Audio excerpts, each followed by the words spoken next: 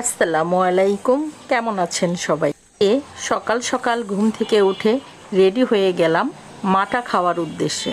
এখন সকাল 6টা বাজে, এখনও অনেকেই ঘুম থেকে ওঠেনি, তাই রাস্তাঘাট একেবারেই ফাঁকা, নিরিবিলি পরিবেশ।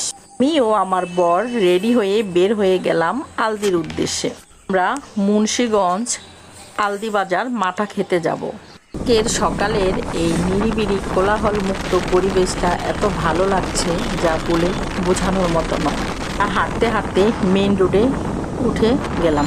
বেলা, তাই রাস্তাটা অনেকটাই ফাঁকা, তেমন লোকজন এখনো দেখা যায়নি। এতে রাস্তার দুই ধারে সবুজ আর সবুজ, মাঝে মাঝে সবজি ক্ষেতগুলি দেখতে আমার এত ভালো লাগছে পথে, তাই সবজি ক্ষেতের সবজিগুলো দেখাতে পারলাম না। এখানকার সবজিগুলো বেশি